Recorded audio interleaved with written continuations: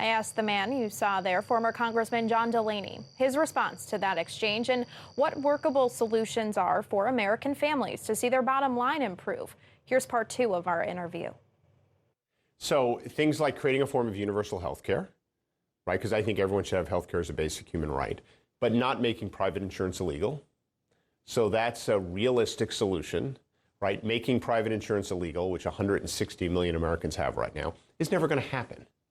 Like, I don't think anyone actually thinks that'll ever happen. So why are we even talking about it and potentially turning off voters? Writing off all the student loan debt in this country, I think, is an impossible kind of response. That's never going to happen. And if you and I had $1 trillion to invest in education in this country, we'd give some of it to early childhood education. We'd give some of it to universal pre-K. We'd give some of it to improve teachers' pay. And we would give some of it to deal with the student debt crisis. But taking trillions of dollars and writing off every student loan in this country, including the student loans of people who are perfectly capable of repaying them, does not strike me as the kind of thing we win elections on, nor is it good policy. In terms of health care, I want to just go a bit deeper. Your plan, you mentioned better care, would allow private insurance, people to still have private insurance. Why, if you can just dig a little deeper for me, why is that a better option than Medicare for all, which Senators Warren and Sanders push? Well, again, first of all, right now, a lot of Americans have private health insurance, and they don't want to give it up based on some promise that the government health care is going to be better. Because what if it's not?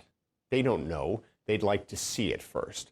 So that's just a practical response, which is I don't think we should be running on this, what I call the politics of subtraction, which is going around to half the country and taking something away from them that they like. I think we should run on the politics of addition, which is giving the Americans a better health care package, but allowing them to have choices. So there's a basic matter of healthcare economics that the government systems actually don't pay enough. They're cross-subsidized by private insurance. So to call for the government being the only payer and then to insist on the rates staying the same is like going to all the healthcare providers, doctors, hospitals, nursing homes, and just cutting their reimbursements. And a lot of them can't afford that. So there's a huge policy issue here as well. And it just, you know, again, it's a strident ideological view, right? Whereas healthcare is almost 1/5 of the U.S. economy. It's got some real problems. We should be fixing the problems, but we should be keeping what's working. Let's turn to climate change. You have a $4 trillion plan to combat climate change. Give us the elevator pitch. The elevator pitch is it can get done, and that's the most important thing, right? Because we can't afford to be talking about climate change in 8 years. We have to actually start doing things. The cornerstone of my plan is a carbon fee and dividend, meaning we put a price on carbon, and we take all the money and we give it back to the American people. And that has been modeled to cut greenhouse gas emissions by about 90%. The reason I think I can get that done is because I introduced it in the Congress on a bipartisan basis. The only big climate proposal out there that's got bipartisan support is mine. So if actually people are thinking about getting something done, I've got the roadmap to do it, and I've actually shown people. The other part of my plan is a big bet on American innovation. We fundamentally have to come up with new battery, new transmission, and what I call negative emissions technologies, in other words, sucking carbon out of the atmosphere, if we ever want to solve this problem globally. Because across the next several decades, several billion human beings will go from poverty to some form of global middle class.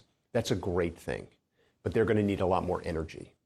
And countries around the world, developing countries around the world, are not going to deny them energy. They're just not going to do that. And so we're going to keep using fossil fuels unless the United States of America and other leading developed economies that have a lot of money and a lot of intellectual capital and an innovative kind of spirit, we have to invent the energy of the future. And would you rejoin the Paris? Absolutely.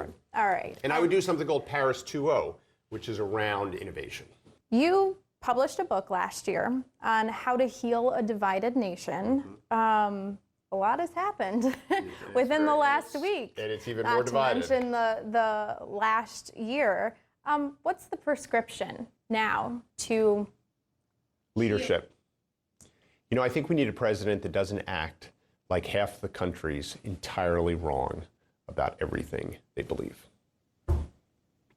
In many ways, it's almost that obvious, right? We need a president that wakes up every day and believes that their responsibility is to try to bring the country together, right? We have the opposite of that right now. We have a president that wakes up every day and wants to divide the country. And so I think it's a leadership question. Do you actually care about this? And we need to do some things like national service. We need to do things to remind the American people that we're all in it together.